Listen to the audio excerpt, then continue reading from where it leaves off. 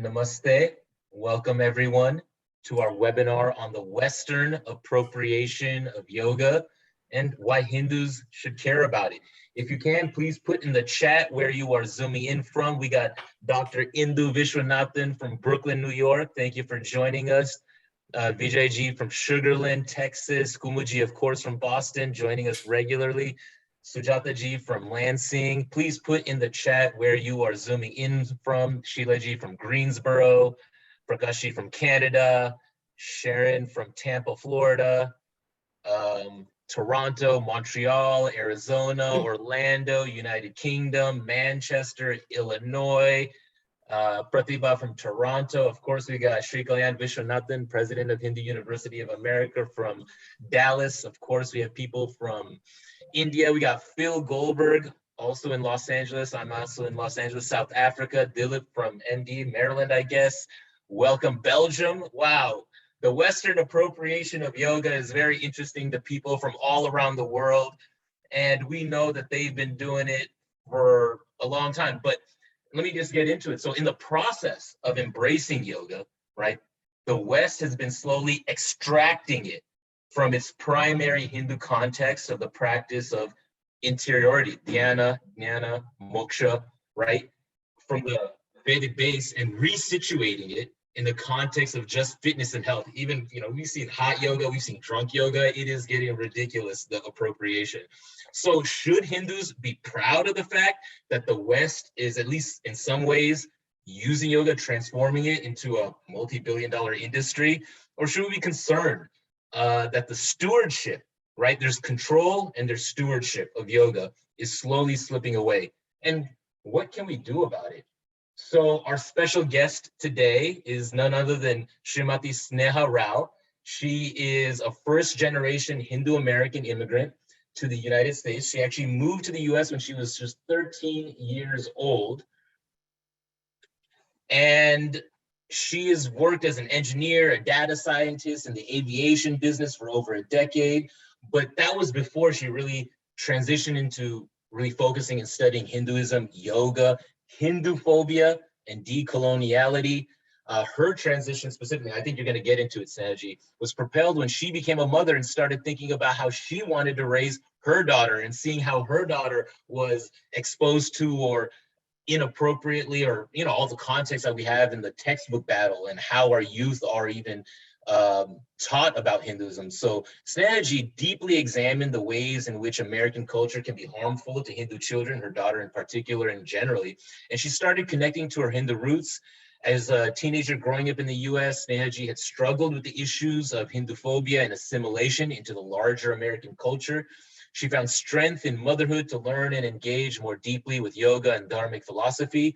And she found that Hinduphobia and appropriation of Hindu culture deeply affected her as a teenager growing up. And some of that comes in hindsight after reflecting and researching and studying. And then why do we feel this way? And what were the reasons for that? So reflecting on it, she has been articulating and writing about these issues on her social media, including the Facebook group Hindus for Decolonization. Please do look that up, and contributed. She's been writing articles for the Shaktiva Foundation. She co-founded that Hindus for Decolonization group on Facebook, which is creating a space for decolonizing Hindu voices. She's dedicated to raising awareness about Hinduphobia, as is Hindu University of America. She's committed to developing scholarship to educate the Hindu community about these issues, as is Hindu University of America. And that is why we're so glad to have her join us today on this webinar on the Western appropriation of yoga and why Hindus should care. We also have, of course, President of Hindu University of America, Sri Kalyan Vishwanathan. Maybe I'll hand it to him for a little context and let you engage Snehaji. I actually had the privilege of engaging with Snehaji on our weekly radio program called Hindu Insights. And wow, there is so much that we're going to get into. Thank you for joining us for this webinar. Kalyanji? Terrific. Good. So you're clearly enjoying this particular webinar, as I can tell. Now, I want to frame this discussion with a personal experience that I had when I was having dinner with a scholar whom I actually respected in Los Angeles. And he was running a program on yoga at the Loyola Marymount University, Dr. Christopher Chappell. And in the course of the lunch meeting, when we were discussing the sort of the origins of yoga, he made an extraordinary assertion that the Hindus had literally appropriated yoga from Buddhism and Jainism. That was the first time I had heard of it, and I was quite stunned by it. And I responded by asking him a question. You know, there is a text called the Bhagavad Gita, which is full of yoga. I mean, from beginning to end, it is yoga, the Bhagavad Gita. And it is embedded in a text called the Mahabharata, which is a massive text. And neither the Mahabharata nor the Bhagavad Gita mention Buddha or Mahavira anywhere. So therefore, does it not stand to reason and logic that yoga pre-existed prior to Buddha and Mahavira and so on? And in particular, I've also read in other places that Buddha himself practiced yoga and learned it from your teachers of yoga who existed around that time. Now, the response I got stunned me even more. The response was basically, well, the reason why Buddha and Buddha and Mahavira. Oh, by the way, I had said that the Mahabharata and the Bhagavad Gita, were they not texts more ancient, meaning that pre-existed by the time of Buddha and Mahavira? And Christopher Chappell said, no, they are post-Buddhist and Jaina texts. And the reason why they don't mention the Buddha or the Mahavira is because it is a Brahminical conspiracy, and the Brahmins had edited out, they left out Buddha and Mahavira deliberately from the Mahabharata and Bhagavad Gita. Wow, that was a stunning experience for me to hear that explanation from him, whom I had respected quite a bit until that point. He lost me on that day. And I actually realized for the first time that the mission to sever yoga from Hinduism, sever it, to sort of extract it from Hinduism, was very deep rooted. And academically, it was being pursued by many, many, many scholars. That's just my way of setting up this conversation. Okay, Sneha is a real expert who's been pursuing this question, and I'd like to yield the floor to her to really share her exploration, her insights, and of course the question is, what do we do now? What is our position? How do we speak about it, etc.? Over to you, Sneha. Namaste, everyone. Thank you so much for giving me the space to speak about my research. And Ankurji did a great job of giving my introduction. So I just want to dive right in, and then I think you'll see some of the themes that Kalyanji touched upon with the academia coming through. So let me just start sharing my screen here. Okay, let's share.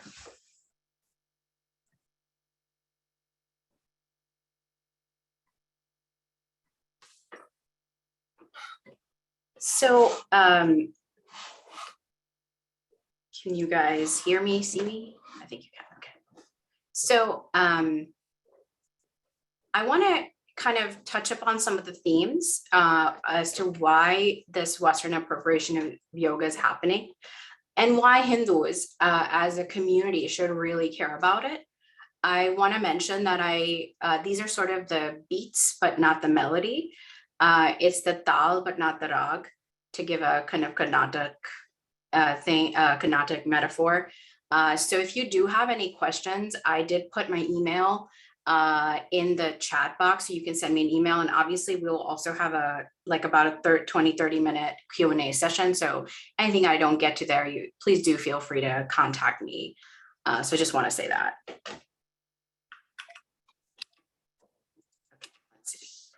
So what exactly is the problem with cultural appropriation, right?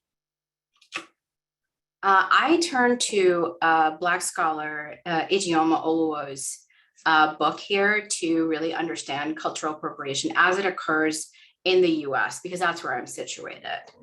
And she says, the problem with cultural appropriation is not in the desire to participate in aspects of a different culture that you admire.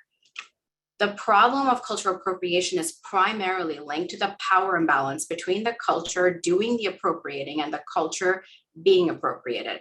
Take that note, keep a note on that, that's important.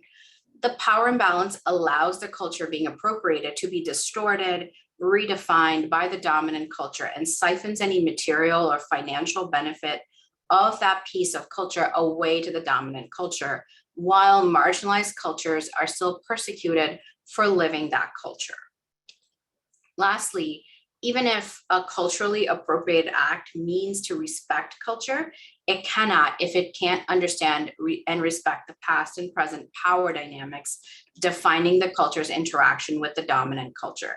So this is really important. She's talking about the fact that our history is sort of erased because it's always like, oh, I'm just trying to engage with your culture in a respectful manner, but you can't be respectful if you don't understand how those cultures have developed those practices. What is the history and what is the interaction between the dominant culture, in this case, the white culture, and she's talking about Black culture, which was appropriated, but it sort of applies to us as well, Hindus, right? Because we were colonized people throughout the 19th and 20th century. And in some sense, we're still in a post-colonial and neo-colonial phase with the West. So Ijeoma Oluo here is speaking about how Black culture is appropriated by the dominant white culture in the US.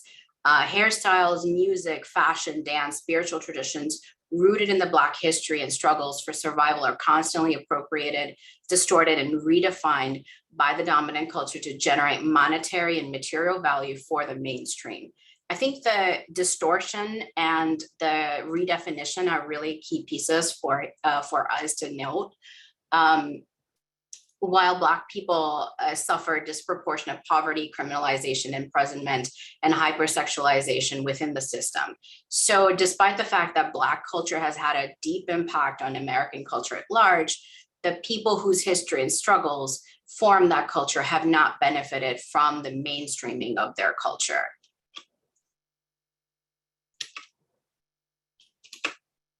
So this can think about how Elvis Presley appropriated Big Mama Thornton's Hound Dog, which exploded his career, while Black artists remain shut out from mainstream white radio stations, or how Miley Cyrus appropriated twerking, a dance that originated in Afro-Caribbean culture, while perpetuating the harmful trope of hypersexualized Black women.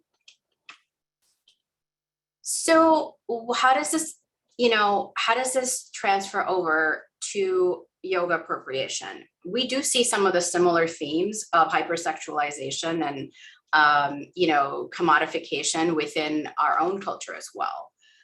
We see that yoga becomes conflated with asana. Asana becomes narrowly defined as fitness, and then fitness becomes narrowly defined as Eurocentric beauty standards of thin white women. Then we see the exotification and hypersexualization of the divine feminine. We see this a lot actually within the yoga space, especially now with the Instagram culture. Many white women will travel to India and like take these very exotified poses and claim that they're engaging in the divine feminine or Shakti power. I'm sorry if this is offensive. It was offensive to me too. The last piece is they'll appropriate or sell Hindu symbols like tilaks, trishuls, and they become commodity for essentially white yoga studio owners to signal that they are selling a bohemian brand. And they can make like millions of dollars off of it. This particular product was in collaboration with Lululemon. So this is a huge, right, yoga clothing brand. So they're literally putting Om Namah Shivaya as something that's being sold in, you know, big stores for $80, $90. So you can see how this is sort of against the yogic values and really much more in line with the dominant white culture's values, even though they're calling it yoga, Shakti power, Om Namah Shivaya, what have you, right? So I want to go back to what Ijeoma Oluwo said about the fact that our history and the way in the interactions between our culture and the colonizer culture is essentially erased in the way that yoga is appropriated. I should go back to 1871 when the British passed the Criminal Tribes Act, which criminalizes sadhus, sannyasis. And between 1871 and 1947, any inconvenient jati or tribe gets classified under this act. Over 200 tribes are classified as criminals or thuggis by 1947. This includes third nature peoples and hill tribes. Yogis are specifically targeted because they had historically participated in resistance against the British and Mughal colonizers and had routinely raided the East India Company as a means of resistance. Secondly, they traveled all over India and they spread Hindu yogic knowledge that was seen as a heathen thing, and it threatened the British missionaries, especially later on once the Macaulayism set in, right? And they were also monetarily supported by the Hindus through donations, which meant that the British could extract less taxes from the Hindus themselves, because the Hindus would usually like every family might put aside some money. And if you look at the speeches given by George Whitney Gare, it will show that they were actually very concerned that they were the Hindu, grihastas were giving money to these, yogis essentially. Then in conjunction, you also see the destruction of our education system. The ancient Gurukul system imparted education to a wide array of Indian peoples, which included yogic education, right? Sanskritam, yoga, meditation, all of the Bhagavad Gita, all these yogic texts were part of what was being imparted in Gurukul systems, as well as math and science and those aspects as well. So these things weren't really seen as separate things in the Gurukul system. In 1813, the British passed the Charter Act, which lays the foundation for English education in the colonies. They come up with more universities and all this, and you see that specifically in Bengal. And at the same time, there's a debate going on between the British groups themselves as to whether they should allow for, dharmic subjects to be allowed in the universities that they're setting up. In 1835, Macaulay comes in and recommends an English education system at the exclusion of all dharmic knowledge, as he wishes to see to form a class of persons Indian in blood and color and English in taste, opinions, in morals, and in intellect. The British implement the Minute education system. This is the speech that Macaulay gave is called the Minute speech. So they implement the Minute education system, destroying the dharmic education system entirely. Some Gurukuls still survive to this day, to the present day, but the access is limited because the state has not really supported the Gurukul system. We as Hindus should actually try and revive them, which is a completely different topic, but I thought I'd throw that out there. So as well as destroying our, yogic knowledge systems within India and really limiting the access to them to the Indian peoples. There are now interactions happening between Westerners and Hinduism. So starting in the mid-19th century, murtis and Hindu art start making their way from India to the United States, the UK, and Germany. And while their ambassadors are traveling to India to set up colonial businesses to extract Indian labor and raw material. The transcendentalists, I think Ralph Waldo Emerson, Henry David Thoreau, you'll recognize them, were regularly interacting with Hindu texts and intellectuals like Ram Mohan Roy. However, they would often interpret the Hindu texts like the Gita with a Unitarian lens. They were attracted to the idea of Vedanta as they saw it as a complete universal spiritual system, which didn't need superstitious idol worship prevalent in Hindu practice. As Arthur Veluius puts it, transcendental intellectual colonizers sought to take from the world religions what suited them, but in moral injunction, be it moral injunctions, admonitions of self-transcendence, myths that were taken to support Christian doctrines, or imagined manifestations of coming universal religion. Now I want to stop here. I know many people have a very positive view of these folks. This is not to diminish the fact that they genuinely wanted to interact with Hinduism in a positive way, at least a section of them, but they were still operating from the Western paradigm. They were still like implementing their own kind of ideas of Christianity on top of what they were reading with the Gita, because they were only the texts and the artifacts that were coming from India were sort of disassociated with the people of India, right? So they weren't getting the wisdom from the gurus. They're just sort of having the text and having the artifacts, and they're sort of interpreting them. And we see their influence on the way that organizations like Brahmo Samaj came about. So we shouldn't diminish that aspect of this yogic, the knowledge interaction between the East and the West. At the same time, the Theosophist Society was being set up. They were set up in New York City in 1875 by Blavatsky. While they were very intent on learning all they could about spiritual traditions of their East, their dabbling was seen as a sinful activity in American media and drew a lot of controversy. These controversy actually informed the Hindu phobia that came later. The Theosophists themselves were split the public's opinion on yoga into two parts, Raja Yoga and Hatha Yoga, and projected Hatha Yoga as immoral. Half of those Hatha holy men in India sitting like catatonics on beds of nails were fakers. They said even Mark Twain dissed these ascetics as performers who took money from the poorest families. And by the way, this is directly informed by the way that the British were portraying yogis in India at the time as fakers or extractors, because they benefited from being the yogis being perceived that way.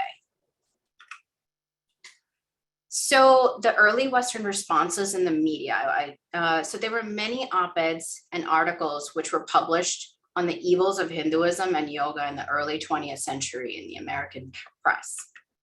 One of them showed, this is an early 20th century piece. Kali was associated with torture. You can sort of see how that informed, Indiana Jones, for example, in the 80s. Yoga was robbing American citizens of their God-given right for a devoted wife because women were attracted to yoga. And they were sort of portraying it as a liberatory practice. And then yoga is associated with transgressive scandals and corruption as well. But while all this is happening, they were also still trying to sell and benefit materially from selling yoga classes. In his essay, Fear of Yoga, Robert Love writes, in the autumn of 1911, an article published in the Los Angeles Times, a Hindu apple for modern Eve, the cult of yogis lures women to destruction, the headline reads. the incense of sandalwood burned in their honor all the way from Lakeshore Drive to Fifth Avenue and Back Bay, this article said. You can see the exotification here. These dusky-hued Orientals sat on drawing room sofas of sandalwood in the center of admiring attention, while fair hands passed them cakes and served them tea as serves china.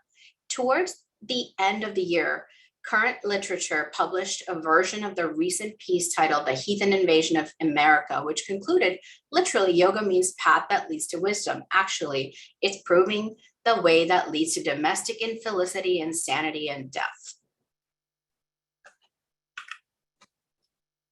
These are just the sources that I used to put this together.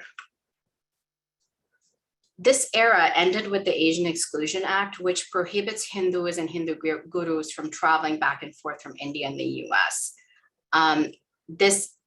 So there was a period where, you know, the yogic interaction between the US specifically and India sort of diminished because of the Asian Exclusion Act. But that really ends when the civil rights is passed in the US and the immigration ban is lifted. In the period right after the immigration ban was lifted, there was a new explosion of East-West encounters in the US with free love era, feminism, anti-war movements that were taking shape. Hindu gurus started traveling to the US, and the influential celebrities like Beatles traveled to India to learn from Hindu gurus. Alas, that was not going to last. A study conducted by Kamal Munir called From Patanjali to the Gospel of Sweat shows how yoga was untethered from Hinduism starting in the 1990s. The journal piece examined articles in the Yoga Journal from 1975 to 2016 and showed that over a period of time, Hindu gurus were silenced in favor of pushing fitness-based yoga classes. And you can sort of see that in their covers, right? So in the early 1975 through 1978, they have their featured Ram Dass, and they are talking about the spiritual aspects of yoga and yoginis, right? Then you can see this is the 2000s, it's entirely about contortionist body poses, and specifically very narrow body typed women who are thin and white. Then they also looked at the word mentions, and what they found was Hinduism, which is represented by this dark black line, the word itself completely disappears in their journal by 2000, while the asana aspect is like just taking off, right? This is the asana line, the fitness line, it just takes off. And you can see other things like health also taking off. This other second dash line is health. But really the moral, ethical philosophy, the yoga's liberation of enlightenment, all of that sort of just nosedives and disappears from their journal.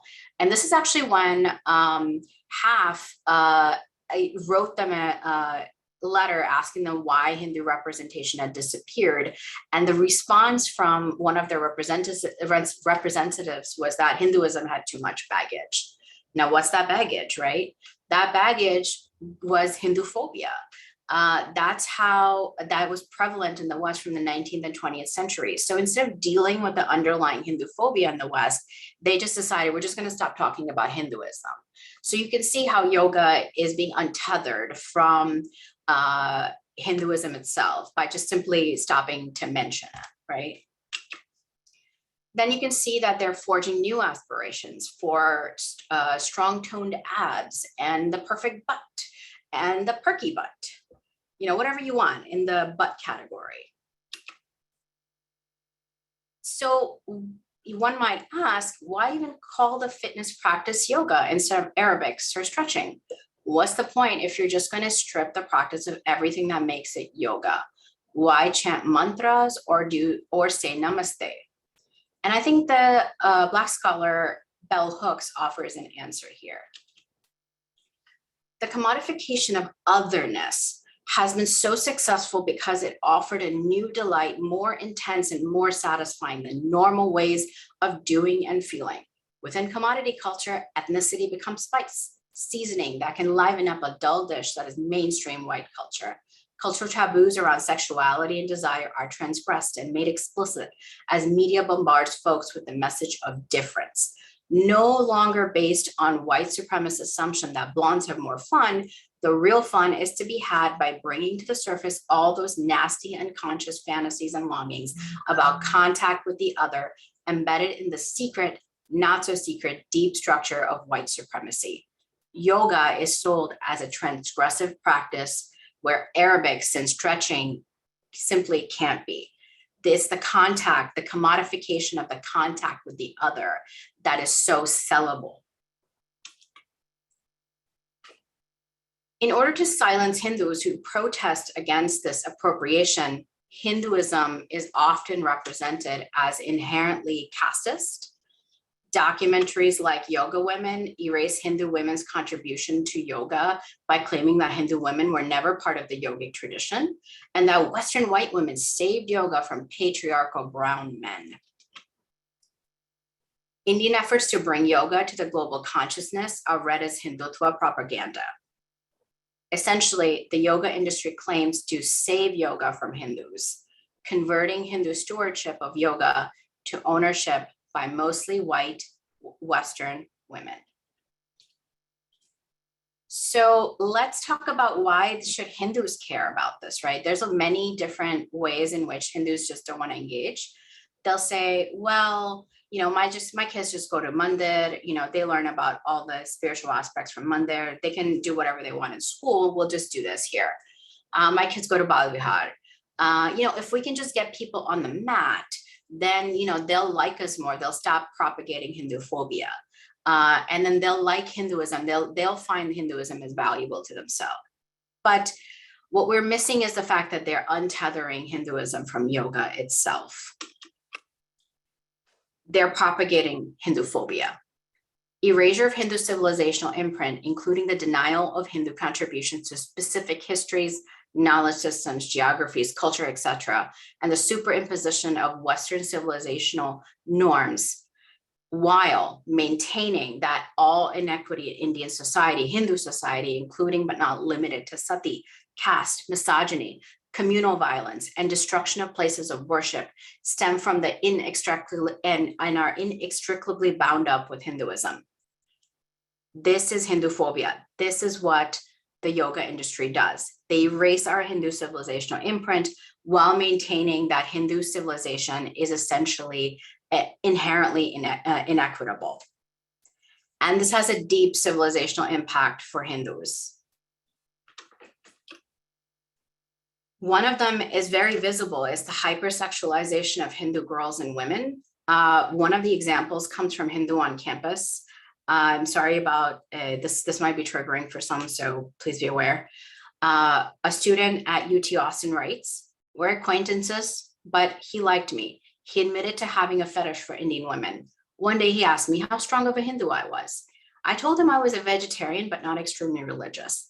He then sent me a photo of his aroused genitals with a drawing of Lord Ganesha at the head with a caption, "Do you worship this?" I was shocked and I blocked him. He later asked me for forgiveness. He said he did not mean to insult me. So you can see how the fact that yoga is presented as this transgressive, hypersexualized practice is now becoming fetishized, and Hindu women especially are associated with it. The other aspect is because Hinduism is projected as inherently antisocial and inequitable, popular podcasters like the Yoga is Dead podcasters are making the case to separate yoga, but calling gurus, the teaching of Gurudom themselves dogmatic. They say many gurus killed yoga because they were manipulated to believe in dogmatic teaching of Gurudom. Basically, the yoga is projected as pure. However, yoga's pedagogy in the Guru Shishya Parampara is now taught as dogmatic because of the way Hinduism is associated with patriarchy and specifically Brahmanical patriarchy. So what is the yogic perspective on appropriation? I will quote Sri Krishnamacharya here. He was one of the early rehabilitators of Hatha Yoga in India.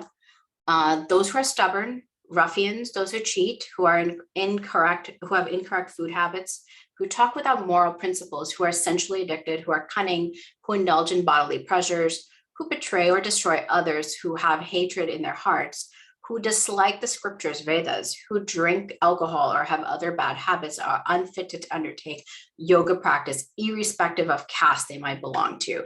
He was obviously addressing an Indian audience here. The reason for this restriction is that even though the science of yoga is a pure one, common people will be put to a lot of difficulties due to cunning nature of these practitioners who may misuse yoga. He's specifically pointing to the fact that people who have certain, what he calls bad habits, who learn yoga without engaging with it in its entirety and outside of the Guru Shishya Parampara might actually end up misusing the yogic practices.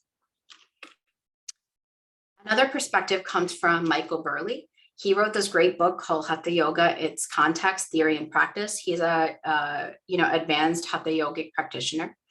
The vrittis, movements, ripples, they must be pacified before the self can be realized in its fullness. And this process involves a systematic transformation of the chitta, the mind stuff. Many of the vrittis are so firmly ingrained within the mind, far more than mere ironing out of mental crinkles is required. The process of yoga must be involving deep penetration and uprooting of habituated psychic mode. Any vritti has the power of reinforcing itself each time it occurs, leaving behind subliminal impressions in the mind known as samskaras. Samskaras are like grooves, ruts that provoke automatic or inhibited responses to situations. Now, think about that in the context of Western yoga land, where they're reinforcing samskaras around, their identification with the body, and also not really deeply penetrating the habituated psychic modes of essentially what is white supremacy, where they have, they see themselves as superior to, those brown-skinned Hindus, right? So this is a yogic perspective that might help us understand what's happening as well. So this we can see in the fact that in the Western yoga land, white supremacy prevails. There was like the COVID conspiracy theories were really active during the pandemic. And then other gurus have pointed out that if you're not doing the holistic practice, it's actually creating problems with disassociation with self. And this is coming from a Buddhist guru, by the way. I really highly recommend reading his article. Lastly, there are studies now that shows that narcissism is actually increasing within the Western yoga practitioners. Basically, a practice that is supposed to eventually diminish ego and misidentification of self is reinforcing the ego, right? So this is not outcomes that we as Hindus and our gurus would have wanted. So we should really consider that this is a very negative thing that is happening inside society. So that's why we say yoga is Hindu. We don't say it to exclude people from the practice. We say it because we want to honor the stewards of yoga and their values. We want to acknowledge our past and our history. We want to pass the practice to our children in safe environments where they're not constantly having to navigate Hindu phobia. Lastly, we wish for the practice of yoga as a holistic system instead of extracting aspects of it that we can have so that we can have a healthier society, something that I think gurus like Swami Vivekananda and Sri Aurobindo would actually agree with.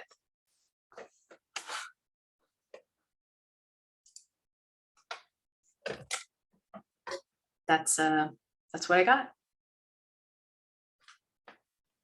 Wonderful. Great. I think a lot of people have questions. The chat was active. We have over 100 people still with us.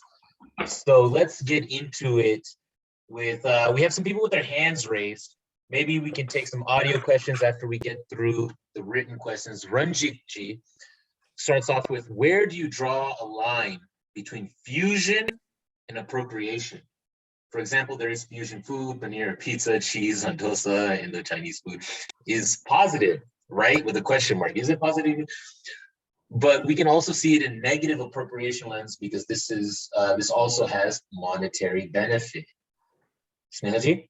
Sure. So I think I will go back to Ijeoma Oluo's definition of what is appropriation, right? It's the fact that there's a dominant culture and they're taking or distorting the practice or whatever it is. And they're also erasing the historical context, right?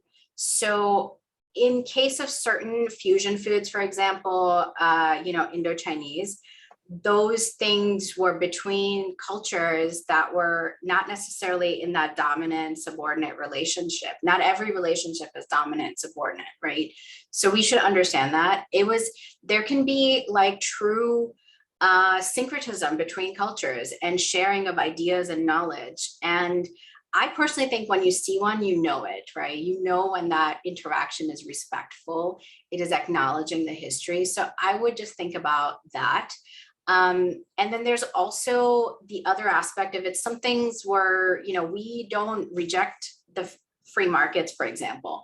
So we understand some things are product, we sell, products, right? But what the question I would ask is that thing, like, for example, yoga was never supposed to be sold in the way that it is today. So I would ask that, is that thing in the correct context of what it is? Like in our culture, we have things that are, okay to commodify and other aspects that aren't. So I would ask that question in general. I hope that answers the question, but yeah. Yeah, maybe a follow-up, kind of cultural appropriation and misappropriation, right? Mm-hmm. Maybe if you can just dig into that, there's a lot of chat on that. I personally believe that all cultural appropriation is misappropriation. Like, I know people like to make that distinction, but when you're appropriating a culture, you are taking something and changing it without maybe the permission of that person. There's that relationship of dominance, right? I would say that in any context, cultural appropriation is problematic.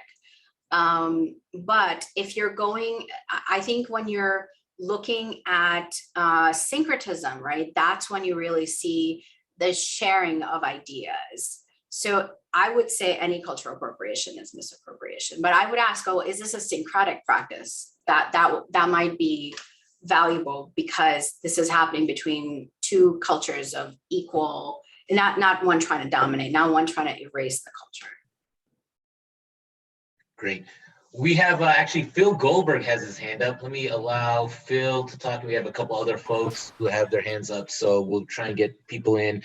And I mean, Snehaji's presentation touched on a lot of this stuff. I know some people joined late. We're already at 9:42. I don't know if we want to repeat questions, but let's go with Phil Goldberg and try to be precise with your questions and not go into the other aspects. Thanks for calling on me. I have spoken for hours on this, so I'll try to be concise. I really appreciated the presentation. I think everything she said is spot on according to my research and should be taken seriously. At the same time, I think the situation is much more convoluted and complex and nuanced. And I'm sure Sneha knows that, but it's not easy to do this in a brief way.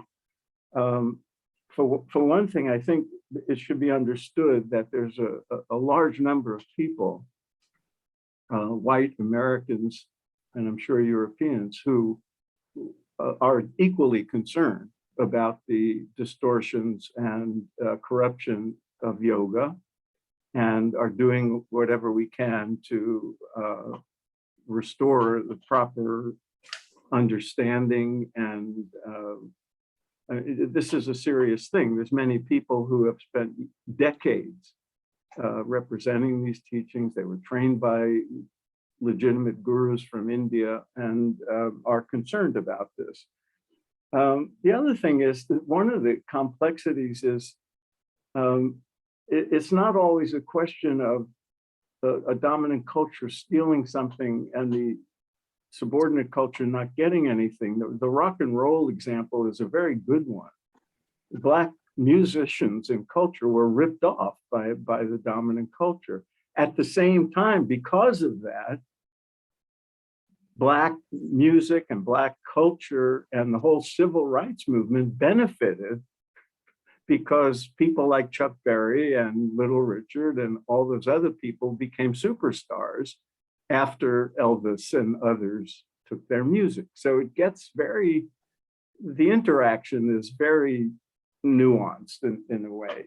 The other aspect of it is that the primary gurus themselves who came to the West to bring these teachings also adapted to the culture they were in. They presented the teachings in a way that would appeal to what Westerners were interested in. Yogananda started talking about physical health through yoga and meditation. The research on transcendental meditation in the 70s was always oriented toward health. And that became a feature of the presentation in order to reach people. And then the higher knowledge was presented once people were in the door. So the gurus themselves, in a sense, were adapting to a new culture in a creative way. And if they hadn't, we wouldn't know as much as we did, and there wouldn't be as many people like me who are on the same team in a sense. So this is just part of it. And the other piece of it is, in my experience, a lot of what has been called Hindu phobia is real. At the same time, some of it is just Westerners who are anti-religious. They don't like religious language. They don't want religious concepts to be a part of their lives. And the gurus themselves presented yoga and meditation and the whole repertoire of Hindu teachings as universal and not necessarily a form of Hinduism, although they wouldn't have denied it comes from the Hindu tradition. Great. So all that, sorry for address. taking up time, but that's part of the story. So I don't want, you said a lot of things, and I'm happy to sort of take it offline and have a private conversation with you, but I'll just say that the relationship of dominance is not just identity, right? It's not just racial, like white people versus brown people, Black people. It's also about the epistemic injustice, right? So when you're pointing to gurus, for example, who are coming to the West and, as you say, adapting, they are, embedded within that they're not in their context anymore, and they don't have the means to assert the Hindu context, because back in India, the institutions, and that's why I specifically pointed out to the fact that the British and continuing into the post-colonial era, destroyed any institutions. And you specifically see this with Sri Krishnamacharya. He was very, according to his own writings, he very much wanted to be a sannyasi, but his guru told him to be a grihastha and then find, some kind of support from kings to spread Hatha Yoga, because in his opinion, Hatha Yoga practice was either privatized, but it wasn't in the public space anymore. The consciousness around it wasn't there anymore. Certain families might be passing it down, but it was a private practice because of the way it was stigmatized.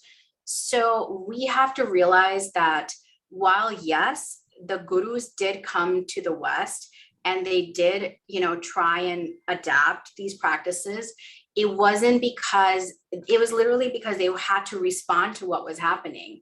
And that's why I think the structure of dominance makes sense, because it's not just the identity-based dominance, it's also the epistemic dominance, right? It's the fact that they're embedding themselves within a particular system.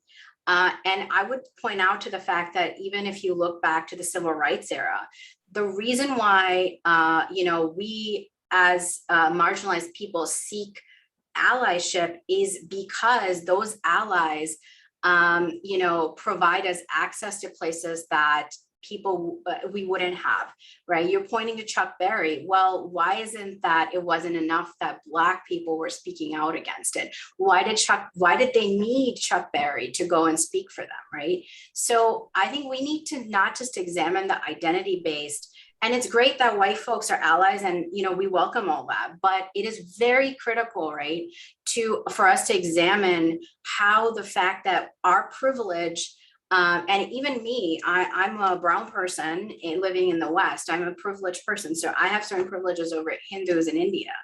So we need to really examine how when we speak, we should be careful not in acknowledging the fact that we are able to be heard because of the position we hold, the privilege we hold, right?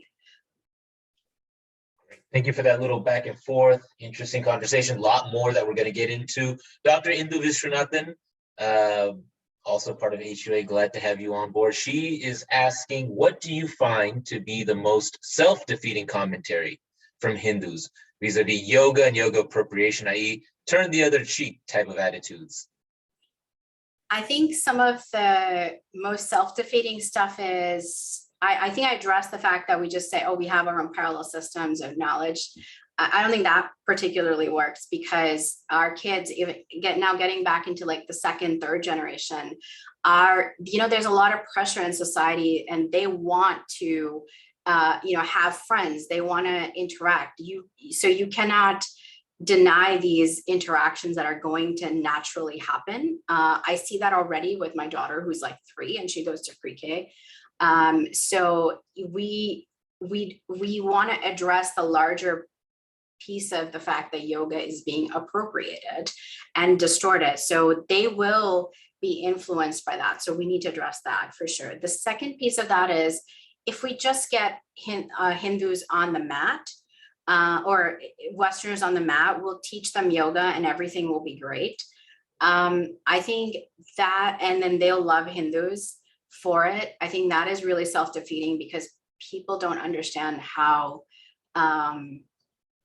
there's essentially, they're untethering yoga from Hinduism. So yoga is simply not being associated even with Hindus. And the other piece of that is we are being influenced by these yogic teachings. So what is taught on the mat is also just as important. The what is just as important, I would say. Great. Quite a few questions. I'll come back to them kind of on the same topic. We have 5 more hands up. How about Jayashri? Jayashri? And Param after that, Paramji. So. Yeah, hi.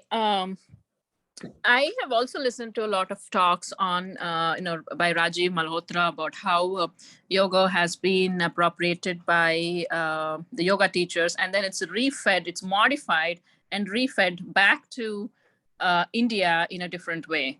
And many Hindus, even a lot of my friends, look up to these new methods, and they do not understand that, people have to practice the original yoga as told in the Yoga Sutras. So how do we counter this or, enlighten even our own very Hindus? I think other than like actually having these conversations and coming to these spaces and, educating ourselves, and that's one mode, obviously. But another mode is that we are very quick to give up spaces like interfaith spaces, which we know are anti-Hindu. So we need to stop doing that. We are very quick to give up on humanities, for example, and I come from a technical background. So we need to start, in a more broader sense, we need to start owning and sending our kids and asking them to do that. And then the other thing is we should be talking about how the Guru Shishya Parampara is being lost, and learning at the feet of a guru is actually one of the key ways that people learn yoga in a holistic manner. So that's an important aspect that we should also be speaking about within our communities. So I think there's a mode of just trying to be, I don't want to be too controversial to silent. So have those conversations. And have them. And I think there's also like reluctance for temples, for example, right? I face this a lot in community I live in. They simply don't want to take up anything controversial.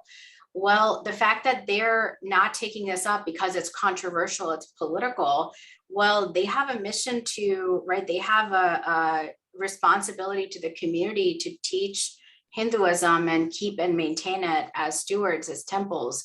So if you're not talking about yoga appropriation, you're not giving your devotees the tools. So I would ask everyone to go and talk to their local temples and say, hey, you need to start covering this. You need to start having talks about this. We need to, I understand this is political and it feels uncomfortable because we're not trained that way, but we need to start having these conversations in a public setting, right? Yes, and this public setting right now, thank you all for being with us so far. We're going to keep it going. Kayanji has jumped in. I don't know if you wanted to say something. Yeah, I do. Yeah. I do. So first of all, I want to acknowledge the controversial nature of this topic, right? Because within the Hindu community, there is always this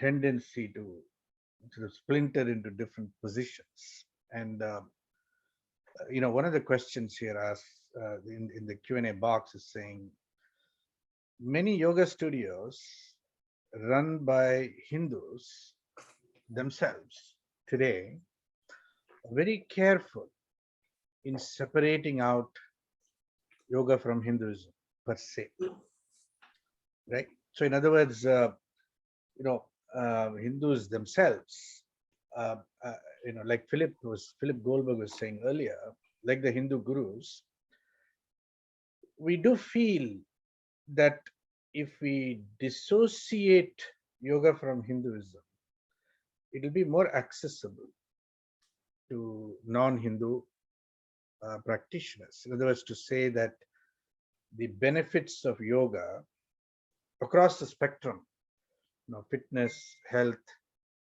beauty, spirituality, consciousness, peace of mind, all of it, the whole spectrum of benefits, all the way to samadhi and spiritual enlightenment and so on, can be made more accessible and readily available, readily consumable if you just take away the Hindu identity of it, to take it away, just drop the label, and the rest of it becomes universally applicable. And that's, there's a reality to that. That's what has led to this situation. And I remember one interaction that I had with Swami Dayananda Saraswati at Arsha Vidya Gurukulam, which there was a robust discussion on, is yoga Hindu or not? And typically in his classic style, he said, well, it depends on you.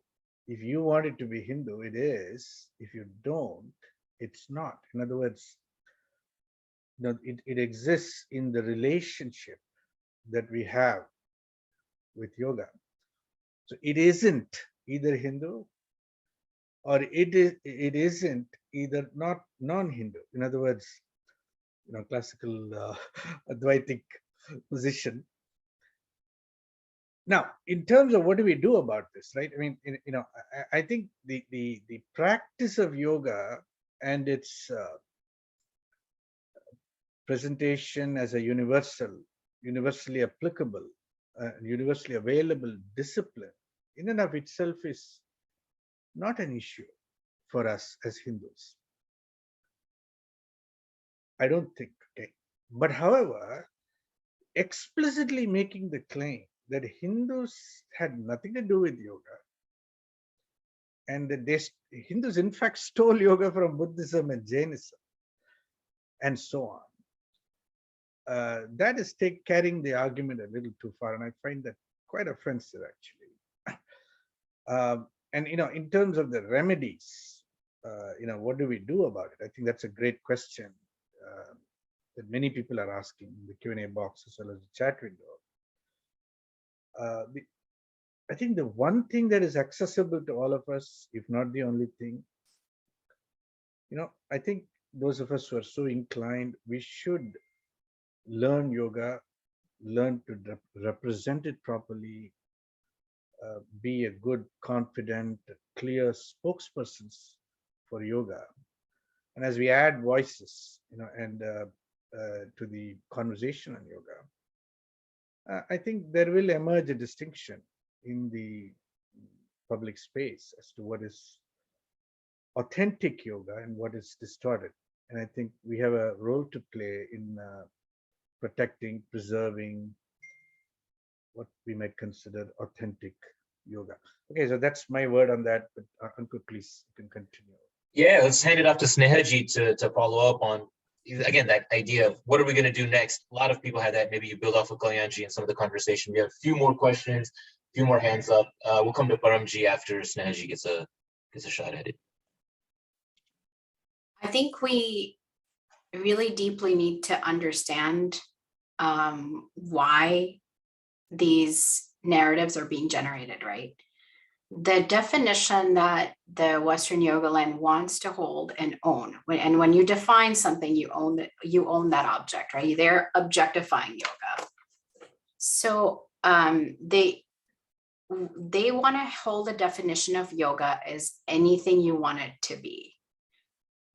So if you're a person who is going to be a genuine seeker, you can go to a guru lineage and learn it, but that guru is going to serve the market, either by choice or not. But they really just don't have another choice, right? Like, you have to participate in the Western yoga market. That's really what they want you to do.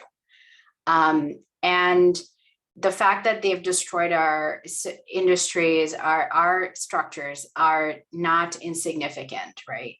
So what we can do about it is we can, start speaking out about it. That's important within our community, educating our kids, our elders, whoever have it. And some people are, even within our community, not going to be open to it.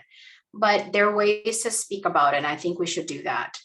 And then the other thing is to really, learn about these structures, to understand how they work, and then consistently articulate about it, right? So I think those are the things we can do, and then articulate them not just within families, but in political arenas, in our spiritual spaces, because we have to realize when we say yoga is Hindu, we are not saying we own it. We're saying we're stewards of yoga, right? As part of our dharma, we are stewarding yogic knowledge. So we're not saying we're not going to hoard the knowledge. We're just saying that when you assert that yoga is Hindu, you're automatically saying, hey, you need to acknowledge the context in which this practice was developed. So I think that's really a key aspect of it. And then when we recognize the structures, right, the matrix of hierarchies and the way that these are still sort of implemented on us, then we will be able to consistently articulate them. I think that would be a positive thing for the community and yoga as a whole, and any practitioner can benefit from this, right? Nice. Okay, so I'm gonna take some of those questions down. And Paramji, are you still around? Would you like to ask your question verbally, and then maybe Vikashji can go next? So, in UK, there's a land of law which says, there is a prevent policy in all the schools where, you teach yoga or any other practices. So as a yoga teacher, how to deal with certain practice or national curriculum where yoga, which is taking you to the dhyan, meditation, samadhi, and which is not inclined with the national curriculum. How can we deal with such situation? So I don't understand the UK context entirely, but in the US, we do have yoga now pretty embedded as part of like the physical education curriculum. And also there's like aspects of it that are being used to like, help with mental health issues and stuff. So I thought about this a lot. Should we really allow yoga to be secularized, right? Secularism itself is a Western idea. And that's the only way that you can bring it into, in the US, is the only way that you can bring a practice into public schooling, okay? Unless it's specifically like a religious education and it's part of that. I personally think that we as a Hindu community should say that if you're not willing to acknowledge that this is a Hindu practice, then yoga does not belong in public schools. It belongs in spiritual institutions that we have put together, whether that's in a, BKS Iyengar type institution or a temple. But if you cannot acknowledge, but we should not allow the secularization of it, because it becomes, I talked about vrittis, right? So when they secularize and make it specifically about fitness or mental health, you're actually reinforcing those vrittis, right? You're reinforcing those samskaras, and you're continuing the misidentification of the Atma with the body or the mind, which is not the goal of yoga, right? So we should be clear in that way, and we should push for policy that protects our tradition within the Western context as much as we can. I don't understand the British context. I know you guys have like religious education, all that. Maybe you can push to have yoga as part of religious education. I don't know, but we should, as stewards of the yogic knowledge, we should act as protectors in that way. Yes. Great. Dr. Indu Vishwanathan, a little favoritism, but she's asking, can you speak a little about Kemetic yoga? Sure. So I haven't done a lot of deep research into it, but there's some really good videos. So what certain groups of African Americans, and this is not coming from, Egyptians or anything, have found is that there's similar practices between yoga and ancient Egyptian practices. And they're basically saying it's either, they kind of hold that it's either racist or incorrect to say yoga is Indian or Hindu. And you have to say, even Black folks, essentially they're trying to use their identity to own yoga, right? So now we have these identity-based politics that go around because knowledge is owned rather than stewarded. So they're saying we too own yoga, and not just white folks. The way that I push back against it is to say, first of all, it's not surprising to me that ancient Egyptians would have similar practice, because it's Sanatana Dharma. Anybody who was advanced yogic practitioner would have access to that knowledge. And that might look different between traditions, right? But we also have to recognize that knowledge is based on land. So we should respect Kemetic traditions for Kemetic traditions, or Riro for Riro traditions. Yoga specifically was developed by Bharatiya indigenous people, and we should respect that. And that's a pretty well understood idea within indigenous Turtle Island Native American communities, right? They have each developed different spiritual traditions which are informed by the land that they come from. And if you want to learn that tradition, you have to go to their elders. And that's the same thing. Yoga as a word is a Sanskrit word, and it comes from India. So we should protect that.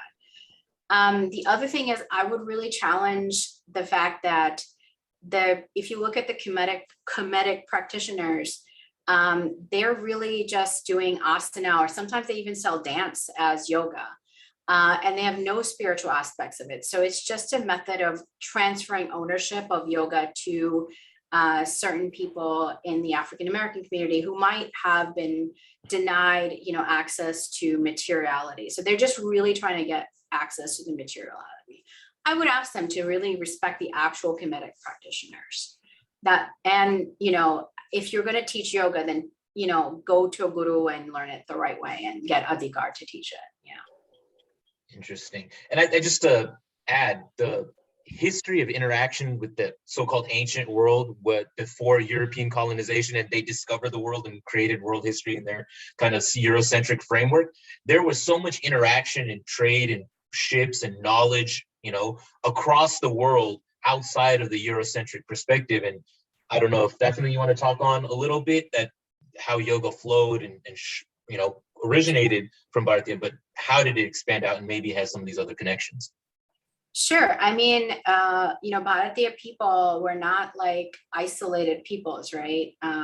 I went to Ajanta and Ellora in 2015, and I saw a mural of an African princess in a 2,000-year-old cave, right? So we were obviously interacting with peoples all over the world. We might have shared knowledge with them, but, there was always this idea that you respect the ancestors. And I think this is actually a common thing going back to all indigenous traditions. So even when they received knowledge, they would have probably respected the thing, they would have shared it with their peoples. And then they would have taken it back to their elders, and the elders would have probably, now we're talking about syncretic, right? Because we're equal trade and all that. They would have accepted it as a syncretic tradition probably, and, done that. So I think there's a lot of research that needs to be done in this area, by the way, the interactions between Bharatiya people and Africa or, West Asia or Japan. There's a lot of research, but my sense is that it was very collaborative, pre-colonization. Yeah, it wasn't extractive, so. So the recording of this webinar will be made available. Thank you for joining us so far. We got quite a few more questions. Snehaji, you're still on board, right? So we'll go through some more folks. Okay. Vikasji, you have 2 questions in the Q&A box and you have your hand raised. Let's try and get through all of that. Sure. Thanks, Nehaji. This was very informative talk. I have a comment and a question. And the comment is that I see, in the local community, in the parks, I see Chinese people, they practice Qigong or some other practice. It seems that they kind of, own that. I don't see that from Indians, from Hindus. It seems like we already kind of relinquished or we're not really actively participating in yoga. So then it becomes more of an academic exercise, trying to have some stewardship when we actually don't participate. So that was one comment. The other one is that the question I have is, in terms of maintaining stewardship, when there are so many yoga teachers now, it's an open market, is there any system that exists which kind of certifies the yoga teachers, kind of a central Hindu institution that could certify, and that way we have some stewardship of this yoga movement? So to answer your first question, yoga is not just physical practices. It's not just hatha yoga, right? So the average Hindu, I think, would do puja every day at home. That's a practice to, could be a yogic practice if you're trying to connect with the divine, right? So the idea that we don't do yoga needs to be challenged because we have a very diverse practice of yoga, right? Yoga isn't just asana in a park. And we should sort of move away from these visual symbols of, yoga, I would say, and generally challenge this idea that yoga is just asana or pranayama, whatever, like the physical, like the outer manifestation, right? And we should, and I think education has a huge role in this. We should ask in textbooks to say, hey, yoga could be doing pranayama, it could be doing puja. So like I've seen in other textbooks for, you know, the Muslim community, they really show their practices. So we should be like putting out those images, right? We should be asking for diversity in the way yoga is represented and not just as asana. And obviously, like, you know, we should tell folks, hey, do asana in a park if you want to. And the other thing I'm very uncomfortable with us forming some kind of, you know, standardization board, because I feel, and I from studying all these lineages, there's a lot of diversity in these lineages. So who is going to decide what is considered, what is yoga and what is not? So I think instead of doing that, each organization in the Western framework should look for some kind of IRB, something that Induji was talking about last week. Every, you know, maybe a Hindu temple association should take up an IRB, and they should have like different contributions from different people. You know, lineages like Art of Living or Sri Aurobindo, whatever lineages exist in the West, because they're living in the Western context, should learn from indigenous people and figure out how to, like, within the Western context, protect our knowledge. And it has to be more than just like patenting practices. It needs to be at like, I'm protecting the knowledge tradition, and there are mechanisms and theories that can be done. So we should be engaging with other communities who've done this successfully. Induji mentioned last week that, you know, Native Americans have put together an IRB that, you know, essentially Science magazine and Nature won't publish anything without going through that IRB review. So we're not saying that you can, and we shouldn't say you cannot do yoga or you cannot represent yoga, but we should say this is how you gain adhikar to represent yoga. And they should be going through some kind of mechanism like an IRB to, you know, or a review process, right? When, for example, when The Atlantic talks about yoga, and they're specifically talking about maybe Ashtanga lineage, the Ashtanga lineage should hopefully have an IRB and say, hey, go through this review before you talk about us, right? So that's, and anybody, any teacher who's like saying that I'm teaching an Ashtanga class should go through, you know, and gain adhikar, and there should be like methods and means of verifying that. Yeah. So I think that's sort of the direction I think I want. I haven't thought about this a lot, but I don't think that we should have some kind of like big Hindu organization that like tells people what is yoga, because there's diversity and we don't want to erase that.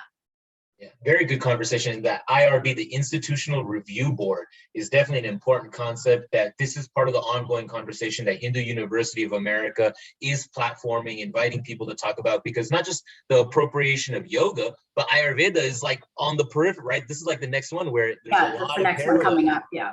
And let's not get, you know, caught flat-footed on this one as well. And I think this kind of conversation really helps us, you know, not just on yoga, but on all these fronts where appropriation is going on. We still have quite a few questions. We're at like 10:17. We're going to stop at about 10:30. We got about 13 minutes on Pacific Coast time. So Vigashji, thank you for that. If you can put your hand down if your question has been answered or it is not so pressing. We still have 5 people with their hands up, and we still have about 5 open questions. I'm not going to take anonymous questions. Subramanian Iyer is asking about the Unitarian lens. You mean the Unitarian Universalist lens, right? Or is there a different kind of lens that you want to? I think Philip G will probably correct me on this, but my understanding is that the Unitarians were more Christian, and then there's like a sect that broke off and became like the Universalists. So the early years, they're very, like in the Massachusetts era, they were very like still tied to Christianity, and there were like different, you know, groups of them, which I don't fully understand the history, and I'm still working on researching that. But yeah, I think they still pretty much operate though off of like Christian ideas, even if they're divorced from like their spiritual tradition. But the idea of having a universal religion That I think is prevalent within even the universalists. And that lens does come from Christianity. So we should be aware of that, even when they're not overtly religious.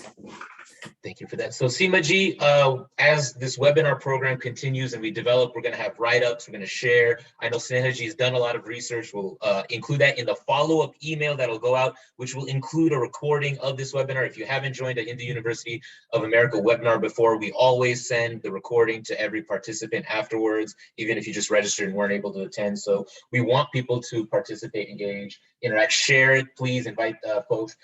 We have a couple more people with the hands up. How about Arti Joshi and Badrinath Ji? How about you two are up first?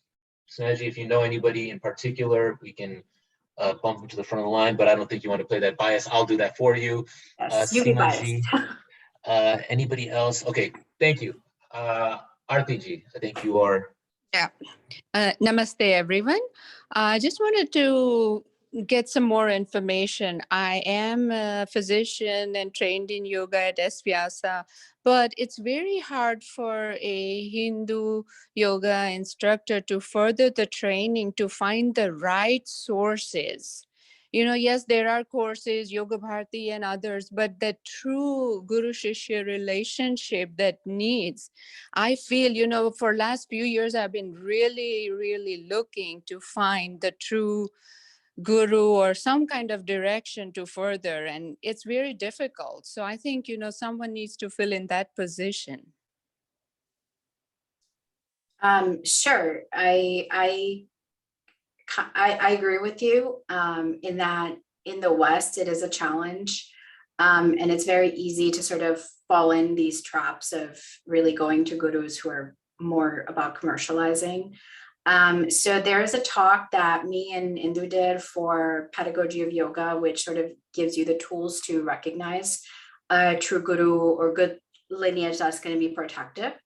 And then absolutely, I think we should work with the Hindu community and temples to, like, you know, basically have part of like protecting and stewarding is that, you know, showing people how to find the right access.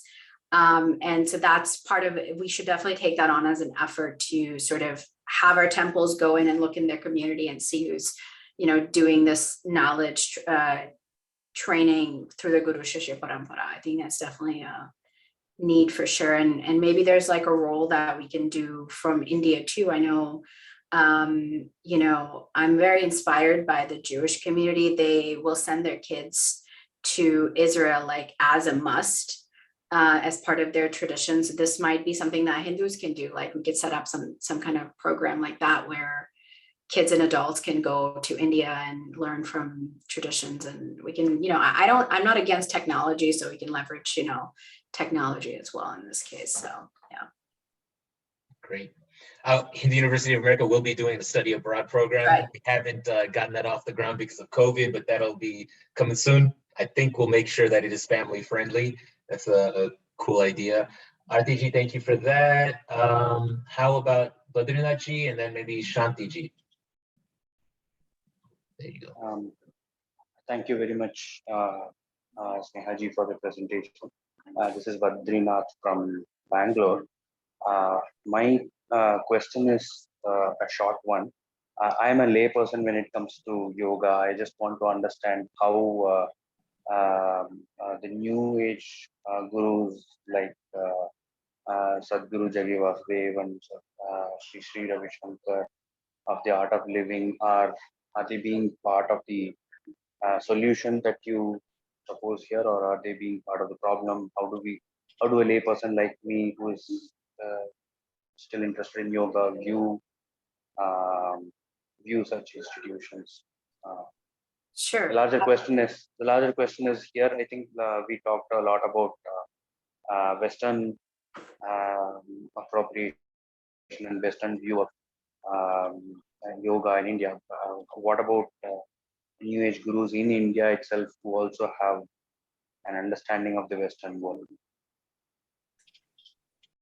I would say that we should understand that when you know, gurus come to the West, They're pretty, I believe they're pretty well aware that they're embedding themselves within a Western kind of framework, capitalistic framework. So we should be aware of that, and we should really look into these institutions and see if they have any checks and balances, because there's generally a lot of, you can get corrupt pretty quickly because the incentive is to monetize, right? So when your only incentive is to monetize, there's a clear motivation for subverting yogic ideas. So I would look into these institutions and, ask the Sangha, ask the person who is teaching you, what are the means and methods that you have put into place to protect the tradition. And then I also think like some gurus have like this idea that saying yoga is Hindu is sort of, us hoarding knowledge. I would sort of try and engage with the guru and say, look, it's not because we're trying to hoard knowledge, we're trying to protect it. And these are the ways in which it can be subverted. So we're trying to be good stewards of the knowledge. And I think that, the guru lineages will be open to that. But the first check is I would really ask them, how are you protecting the lineage? And that's I think an important question to ask. I'd also sort of push back on the New Age thing. New Age has like a really specific context in the West, and it's associated with, people dabbling in all traditions like Native American traditions and all that, which I don't think, the gurus, like you mentioned, I don't think that's what they're doing. So I would just sort of push back on the idea of New Age. I do personally think a lot of them are, looking at the past and adapting our tradition to the current challenges. So I would work from that framework. Yeah. Am I allowed to clarify on why I mentioned New Age? Sure, yeah. Organization?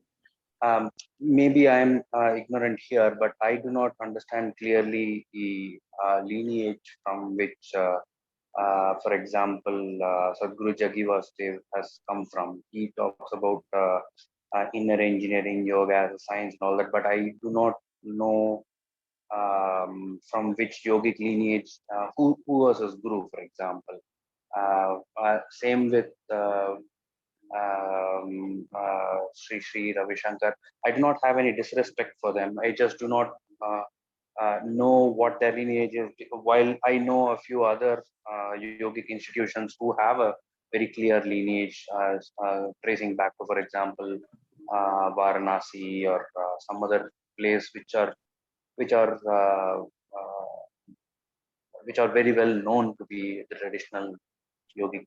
When I say New Age, I did not mean it as a fusion of some other thing, but in this respect, I understand that as a New Age, but as I said, I'm a layperson, maybe I'm wrong there, and be open to corrections.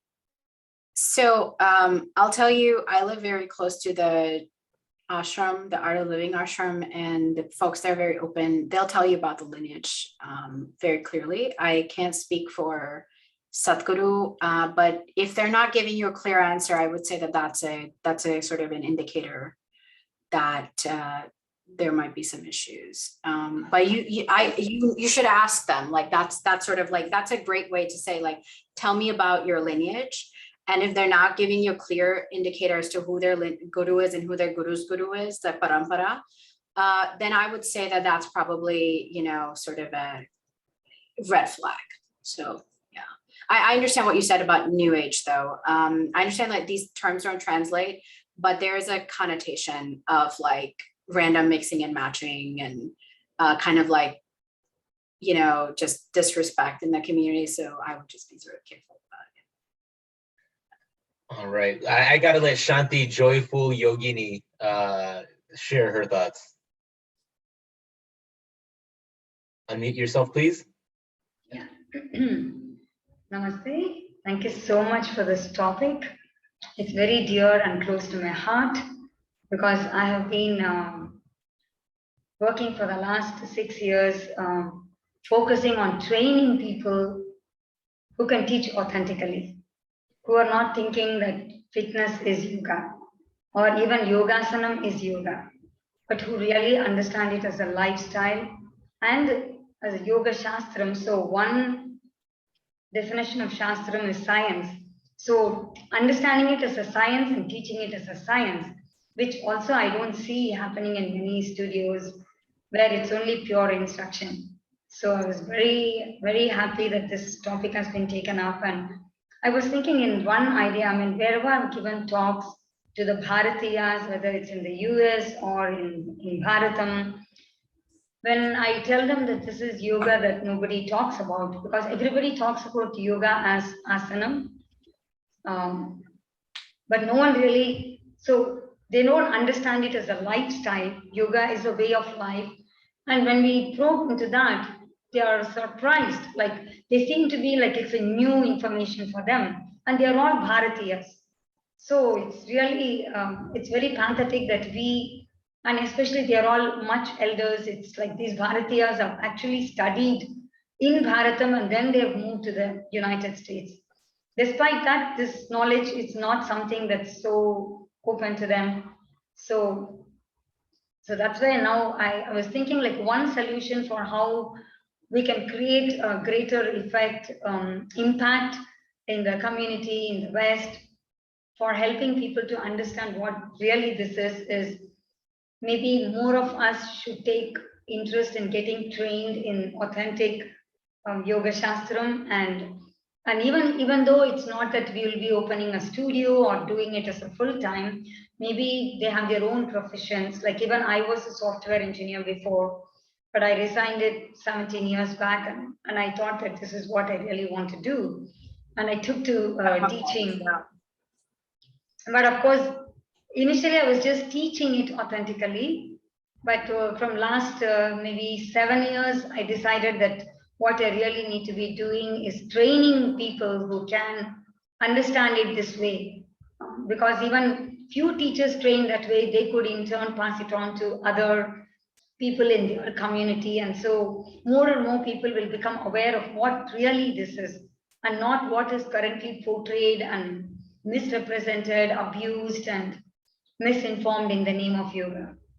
So maybe my request is that more interested people take it up to get trained in this. And even if it's like you're just teaching on weekends, and even if you're teaching it free of charge, maybe teaching in a temple, teaching in your own living room for a few people, it doesn't matter, but learning it really properly, authentically, and teaching it could be one way that we can spread more awareness of what this is to the general public. So that was just my thoughts. Great. Thank you, Shantiji. And that's Hindu University of America, right? Bringing the academic study of yoga and all these things to it. So Snehaji, we're at the top of the hour. Maybe you have some closing thoughts and you could take all this and give us your closing thoughts. So I just want to say one thing in that while yes, definitely at an individual level, we should all take interest in yoga.